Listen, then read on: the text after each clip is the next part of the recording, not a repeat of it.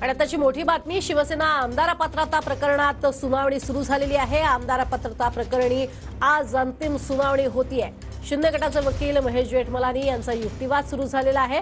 सुनील प्रभू यांची निवड बेकायदेशीर असल्याचं जेठमलानी यांनी म्हटलंय।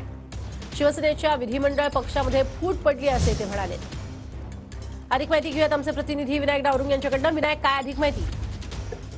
सुनावणीला सुरुवात झाली आहे। आज शेवटचा दिवस आहे, तो युक्तिवादाचा असणार आहे।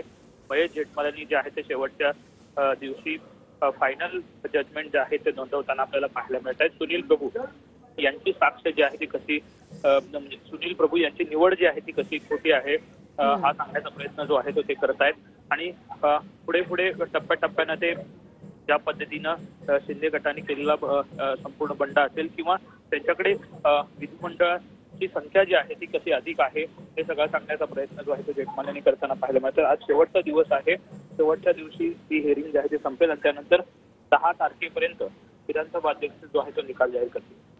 नक्कीच, तुर्तास धन्यवाद विनायक या संपूर्ण सविस्तर माहितीसाठी।